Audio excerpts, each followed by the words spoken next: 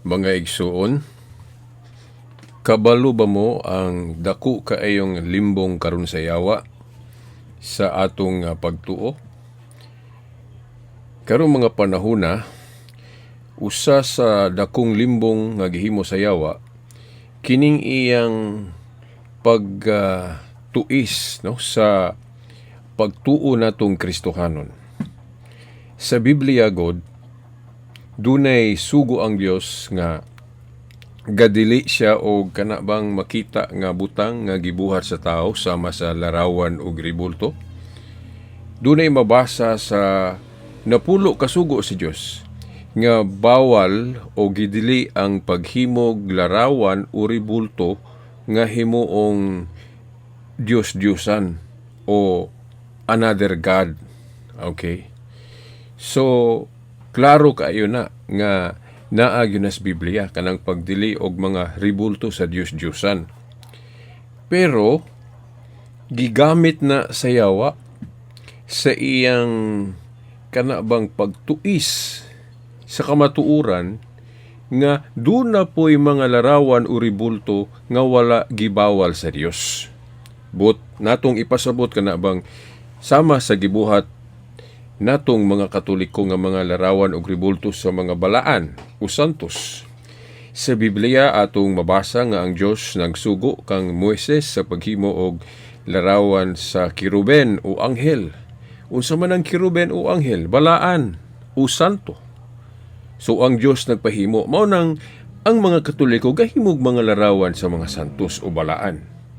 Sama sa kiruben nga atong makita gyud sa mga tagkong simbahan sa Katoliko nga dunay mga kiruben o larawan sa anghel.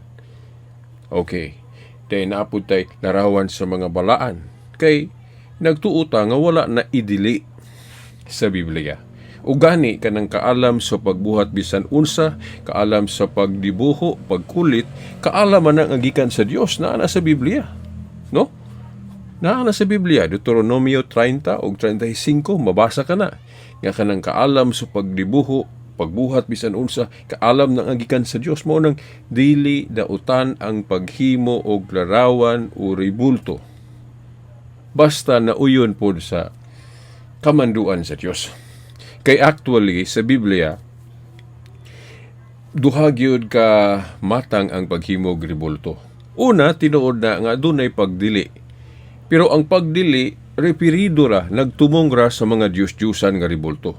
Apan wala idili ang mga ribulto nga dili Diyos-Diyusan. Mao na.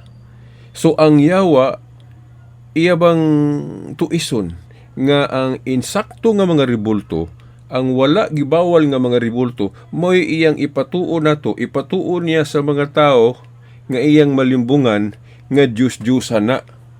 Kay kanang Diyos-Diyusan gud gibawal man. Di ba? Okay. So iyang balihon ang insakto nga ribulto, ang insakto nga larawan, iyang ipatuo nato nga dili na insakto. Kay Diyos-Diyusan kuno na.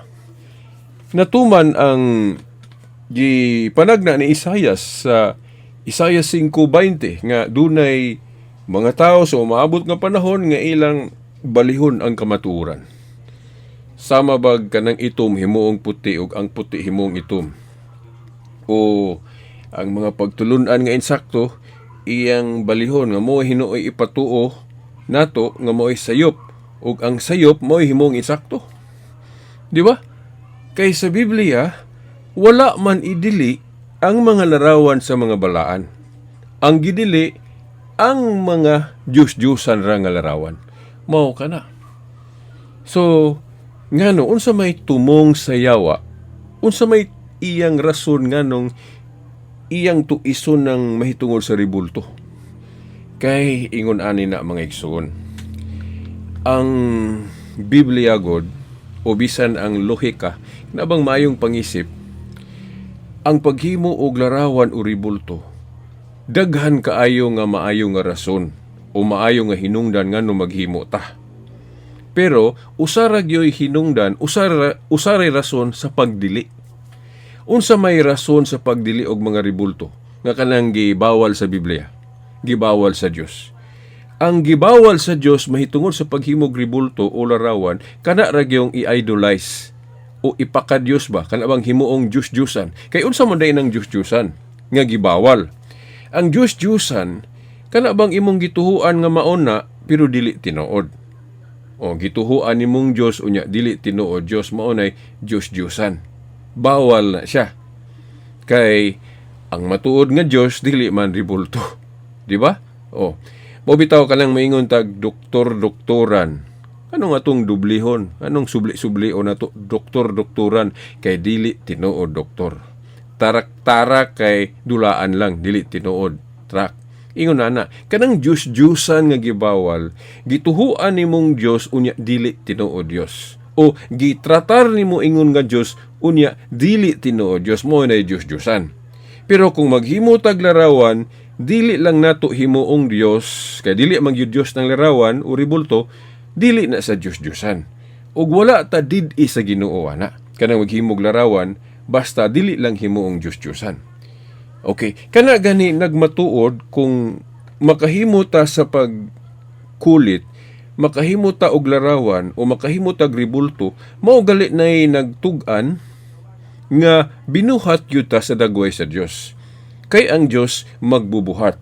Sa ato pa kung makadrawing ta, makakulit ta, makahimo ta ribulto, kana nagtug-an lang nga uy, tinuod gyud nga ang tao gibuhat sama sa imahin o dagway sa Dios nga nakaambit siya sa pagka magbubuhat sa Dios.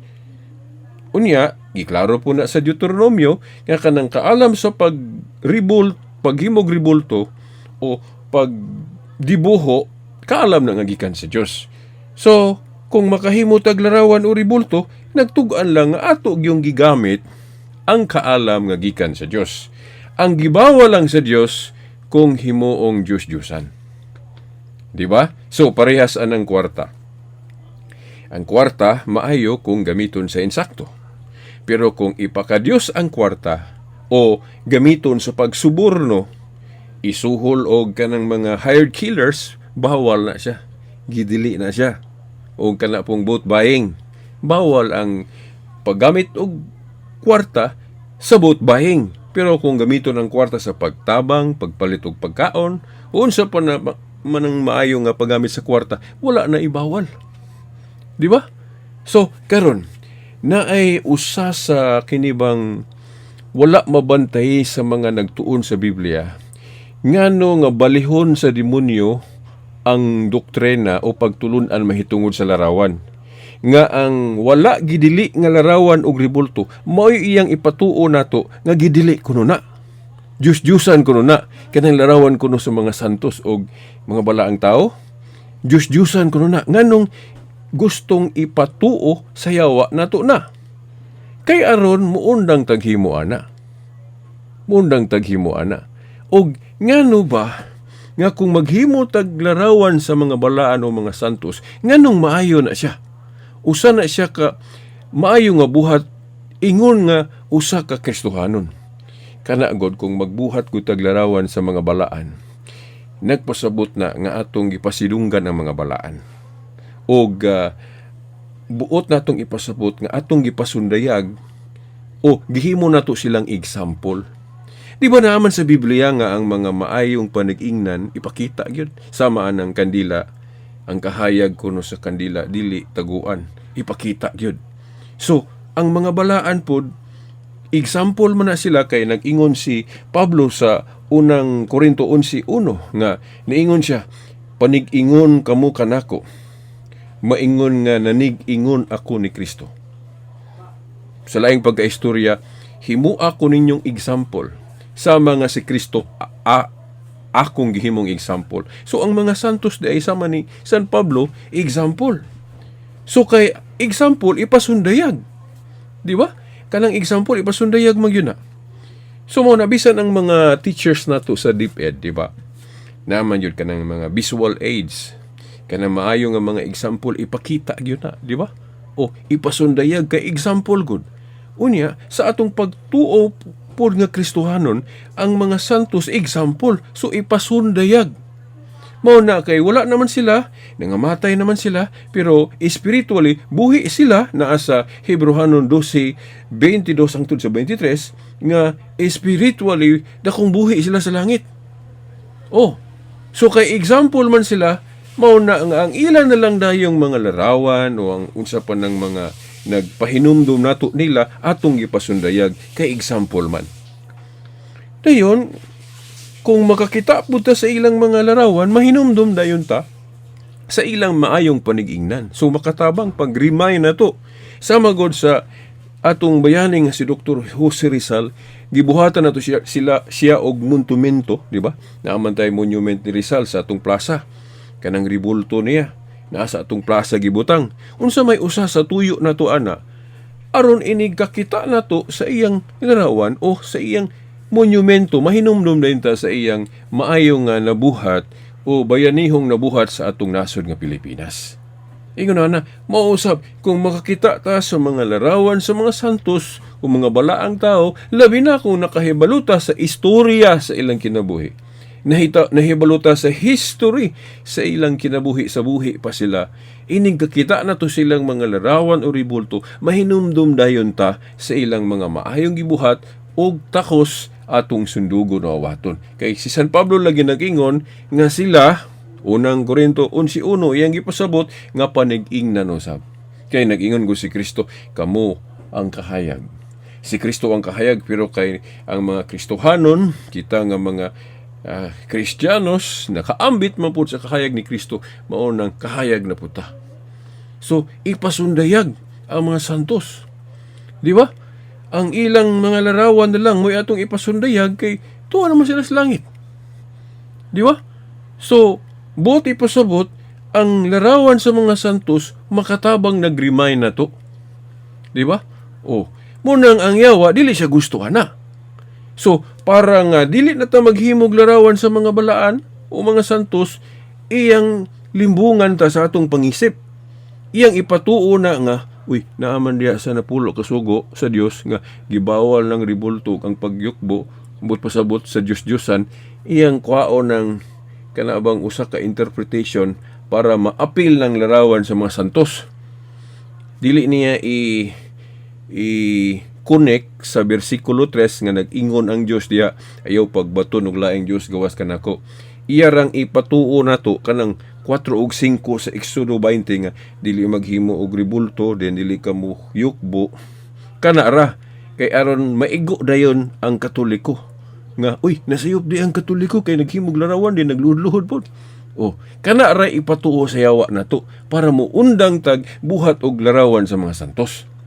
Pero kung Katoliko ang magtudlo, kumpleto gyud. Kanang pagdili mao ni pagtulon ang Katoliko nga gustong tabunan sa yawa. Nga ang pagtulon ang Katoliko mahitungod sa ribulto nga mao gyud insakto, i-appeal gyud ang verse 3. Pag sumada dili lang kay ang verse 4 ug 5 sa Exodo 20. Sa verse 3 nag-ingon ang Dios, ayaw pagbaton og laing Dios gawas kanako. Dayon sa 4, maoda dayon to, pagbawal sa ribulto nga Diyos-Diyosan ug dili mo yukbo. Sa ato pa, ang sumadas kwentas, ang sumada nga pag-interpret nga insakto, gidili ang paghimog ribulto bisan unsa basta yukbuan ingon nga Dios. Ilhon ingon nga Dios, mao nay gidili. Nya ang Katoliko man gutudloan na. Kay kanang pagluhod-luhod at tubangan sa larawan sa mga santos, veneration man na, pagtahod man na. Lahi man ng veneration o adoration. Lahi ng latria in Greek o dulia sa Greek. Ang latria, supreme worship that can be given only to God. Kanang hyperdulia o dulia, pagtahod na alang sa mga santos, doon na ba'y superlative degree. Diba sa superlative degree, ang pinakataas, highest, dayon sunod higher, high, parihas high pero mas taas ang higher, pero dili siya ka tupong sa highest, mas taas gitong highest. Sa pagtahod pod, pagyukbo, ingon na pod, ang kinatasan mo kanang latria sa Grigo, sa Dios ra na.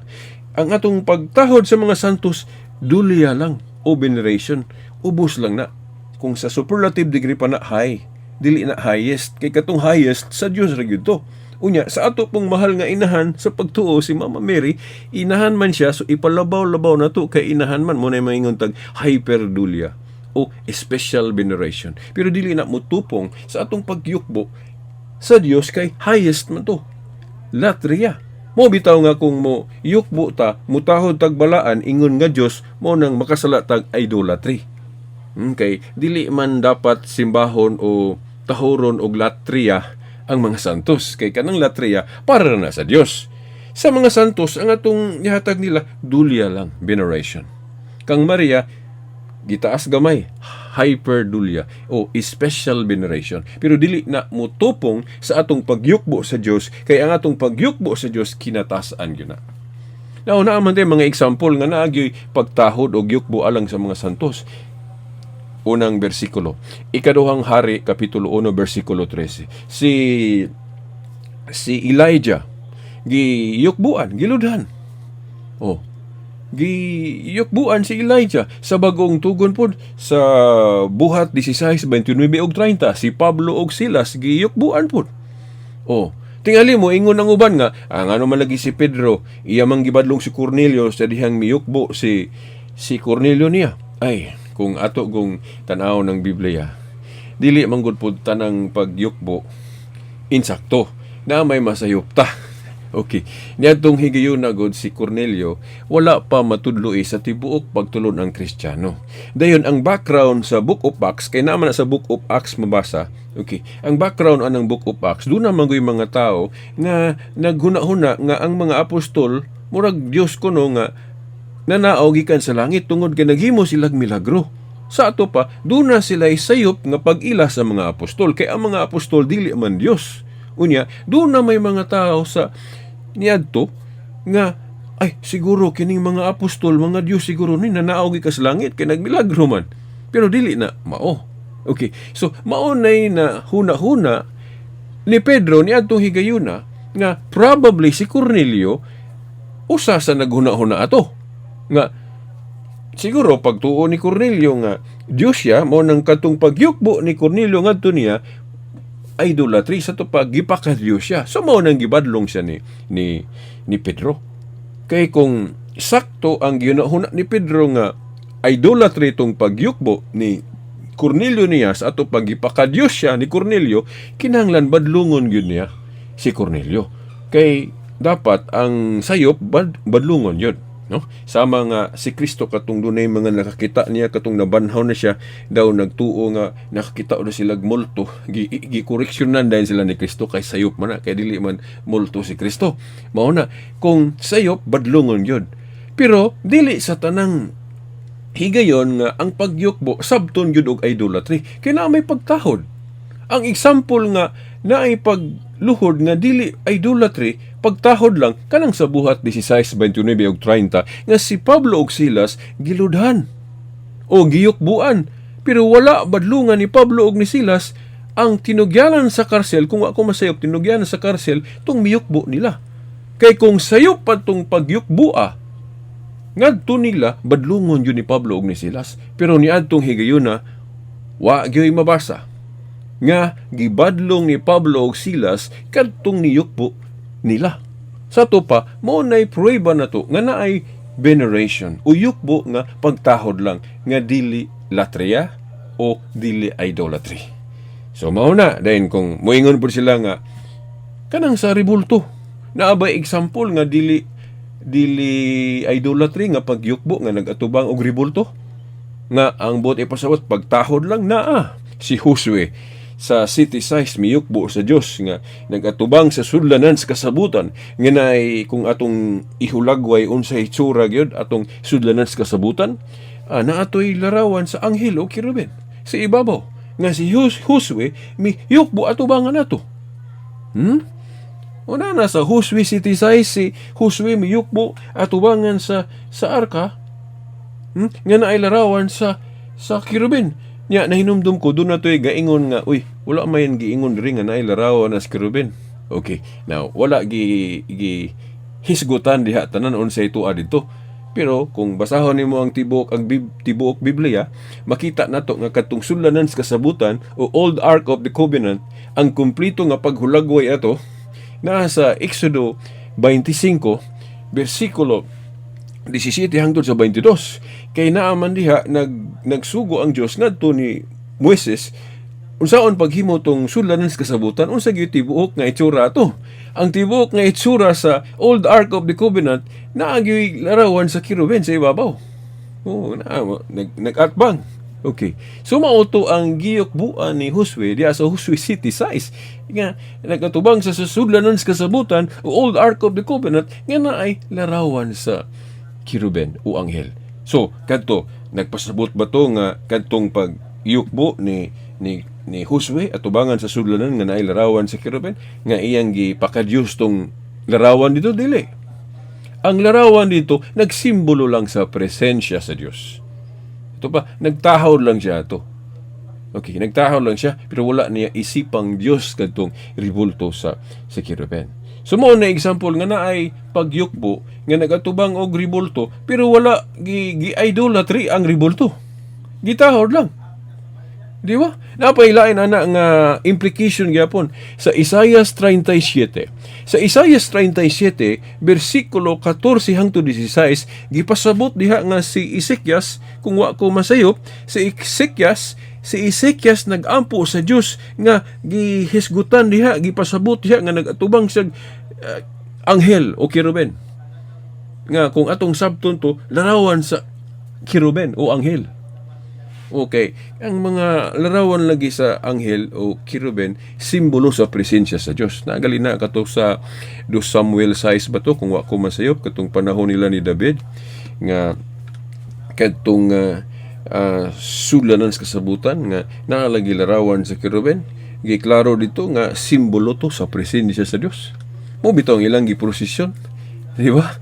Unya, na katong arka sa kasabutan sa daang tugon, sa daang kasabutan to, pero sa bagong tugon ang katumanan ana ang kanang gitawag og kana bang nalimot ko sa terminology nato i-term ana sa English nga doon na siya gipunting sa umaabot nga kadtong ilang giprosesyon ni David nga sudlanan sa kasabutan ang gipasabot ana diri sa atong panahon na sa New Testament na tuman na sa Katolisismo man. Kanang pagprosesyon na to sa ribulto o larawan ni Maria, mao man ay katumanan, mao na fulfillment. Kay ngano, katong Old Ark of the Covenant nga ilang giprosesyon, katong sudlanan sa sulod ato na dito ang pulong sa Dios, katong sugo sa Dios nga napatik sa papan nga bato. So ang Word of God dunay sudlanan katong Old Ark of the Covenant, ila man ang iprosesyon. Unya ang katumanan ana nasa atong Katolisismo karon nga ang larawan na ribulto ni Maria atong iprosesyon kay siya man ang New Ark of the Covenant. Siya man ang arka diha nga gisgutan sa Revelation chapter 11, katapusang bersikulo sa chapter 11 sa Book of Revelation. Kanang arka diha ang gipasabot, babae man kuno na kung atong ilahos pagbasa diha na sa chapter 12, verse 1 up to 5. Ang arka diha nga gipasabot, babae na. Okay, si Mary na. O mohaom gyud kung atong sabton kay si Mary nahimo mangsudlanan sa pulong sa Dios nga personal nga si Jesus Christ. Kung kadtong arka sa Old Covenant kana yung kaban gyud, then ang pulong sa Dios mao tong tuwa dito nga gisulat sa papan nga bato nga naa sa sulod. Unya ang katumanan ana sa bag-ong kasabutan persona na. Kay katong word dito sa New Testament si Jesus Christ na, personal word of God na sa John chapter 1 verse 1. Jesus Christ is the personal word of God. So sa bag-ong tugon ang word of God persona na gyud. Is Jesus Christ. Sa ato pa kung nahimong persona ang pulong nga mao si Jesus, ang iyang sudlanan persona pod. Kinsa man si Mary. Og mutakdog gyud kay si Jesus nga personal word of God ni sulod man sa taguang ka ni Maria kay nikuha og kinaiyang tuhanon. So mao na nga si Mary mao ang New Ark of the Covenant. So kanang pagprosesyon nato ron sa ribulto ni Mary mao na fulfillment. Fulfillment sa Old Ark of the Covenant sa Old Testament nga ilang iprosesyon. Di ba? So ang yawa pod iyang tuison ang meaning ana, di ba? Maingon siya nga, hala kanang gi-prosesyon sa Katoliko nga ribulto, Diyos-Diyosan na. Si Mary kuno Diyos-Diyosan dili oy. Kay si Mary, Mary gyud. Nagrepresent yun ang atong ribulto ni Mary. Kinaamag yung Mary nga tinuod. Di ba? Dili na Diyos-Diyosan. Ang Diyos-Diyosan mo gibawal kay nagrepresent sa dili tinuod. Di ba? Katong mga Baal, Mercure, Diana, Astaroth nga iprosesyon sa mga paganon niadto. O kinsa pa tong mga tao ditong sayop ang ilang pagsimba. Kay nagsimba sila sa dili matuod nga Dios. Ang ilang giprosesyon nga larawan nagrepresent sa dili tinuod. Kay Diyos-Diyosan man. Pero ang Katoliko kung magprosesyon og larawan ni Maria, dili man na Diyos-Diyosan. Kay tinuod man yun nga nay Maria. Kanang ribulto niya nagrepresent yun na ni Mary nga tinuod nga balaan. Dili Diyos-Diyosan. Di ba? Dili po tanang prosesyon sa Biblia bawal. Kay kung magprosesyon ta sa ribulto nga dili Diyos-Diyosan, dili man na bawal. Katuday silang David ay nga ilang giprosesyon tong Old Ark of the Covenant nga naay larawan sa anghel o kirubin. Dili man to bawal. Ang bawal lang yun kung magprosesyon ta kung ang Diyos-Diyosan mo'y atong iprosesyon. Pero kanang ribulto ni Maria, dili man na Diyos-Diyosan. Kaya tinuod magid si Maria nga balaan. Di ba? Kanang iyang ribulto, representation na niya. Dili man bawal sa Biblia ang representation. Kay unsa may hinungdan nga si Moises gipahimo og larawan sa kirubin nga gibutang to ibabaw sa sudanan sa kasabutan, kay katong larawan o ribultos kirubin representation to sa mga anghel sa langit. Di ba? So kana pong mga larawan na to sa mga santos representation po na sa mga santos. Kay tinuod man gito nga naa gito sila niadto nahimong balaan. Di ba?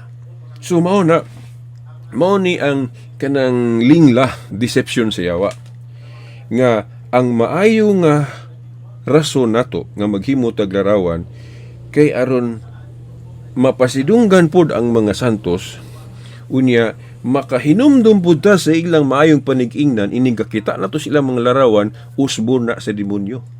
Tuiso na niya kung dili ta kabantay. Iyang gamiton ng mga false prophets, false pastors, false preachers nga iyang ipatudlo nila kanabang sayop nga pagtulunan nga Diyos-Diyusan kuno na. Ayaw mo gihimo ana kay Diyos-Diyusan na. Ang tumong sa yawa nga aron dili na ta maghimog mga example. Di ba? Kay suko man ang yawa, dili gusto ang yawa kung maghimo tag mga example. Ang ipakita sa yawa kana rag yung mga kahilayan, kanang mga patay, kanang mga balita nga dili maayo, kanang magsigilag adik-adik, kanang mga magdula og mga dili maayong tula o mga kahilayan unsa pa muro nay gusto sa yawa nga ipakita niya nato. O kung sa pa na mga kabuang nato diya sa computer, sa internet, moray gusto siyawa nga makita nato kay aron mo focus ra tana. Mao na nga gusto niya nga mawala ng mga examples Katoliko. Kay naaman sa Katoliko nga teaching ang mga maayong example. Kanang larawan sa mga santos, maayo na nga example kay makahinumdum man ta sa ilang mga maayong panig-ingnan. Nagiklaro man na ni San Pablo, gani ang iingon siya nga panig-ingon kamo kanako, maingon nga nanig-ingon ako ni Kristo. So, sila di ay mga balaan, mga example po. So, ang Katoliko wala masayop nga nung gipasundayag ang larawan sa mga santos kay mga example na. Mao bitaw na karon nga nung nagkagamay gining magbuhat og insakto, kining magbalaan tungod kay di naman sila ganahan maghimo og larawan sa mga santos. Nga apoy uban, murag wala lang. Okay, gihimo lang nilang decoration ng larawan sa mga santos. Dili po na mao, no? Kay doon na may mga Katoliko nga na sila yung mga larawan sa mga santos pero wala nila kuha igbili na. Gihimo lang nilang decoration, dili no. Kung maghimo tag larawan sa mga santos, ibutang na to sa atong mga balay, sa atong simbahan, but ipasabot nga mga example na to na sila. So kay example, atong buhaton ang ilang maayong panigingnan. Mao po na ipahinumdum sa mga Katoliko. Pero ang yawa, gusto niya nga mawala ng mga example. Mawala ng mga larawan sa mga santos. Parang wala na yung mga example makita. Balikon ako sa pag-ingon. Bisan ato mga teacher sa DepEd, kana mga visual aid, ipakita agad, ipasundayag. Parang mo yawaton yun sa mga bata. Di ba? So mao po na. Anong makaingon ko nga Katoliko gyud ang matuod gyud nga naa niya ang tibuok kamatuoran kay mao man gyud naghimog mga example. Mao bitaw mga igsoon, kung mubasa ta sa Colosas 2:14 hangtod 18 ba na 17, ang mga ceremonial observances sa mga Hudiyo giwala na to gitapos ni Kristo sa krus. Mo to mga shadow observances to. Pero naa sa Hebrehanon City 12, kung ilisan ang pagkapari, ilisan usab ang balaod. But ipasabot ang mga bag-ong pari mag-ilis na pud, mag-usab na pud og mga bag-ong mga ceremonial observances sama sa mga pista. So mao bitaw nga kay giwala naman to mga pista sa daang kasabutan, ang atong mga pista pod gipahaom na to sa pista sa mga balaan. Kay mao nay gustos ni Kristo ang pagbalaan, dili na mga ceremonial observances sa daan, di ba? So mao na nga atong mga pista ron nga gipang himo sa mga pare nga nagsentro sa mga balaan. Kay mao man ay gusto sa Ginoo ang pagbalaan. So mao na ato mga kapistahan ron nag-concentrate sa mga santos. Pero ang yawa dili siya gusto ana kay dili siya gustong example.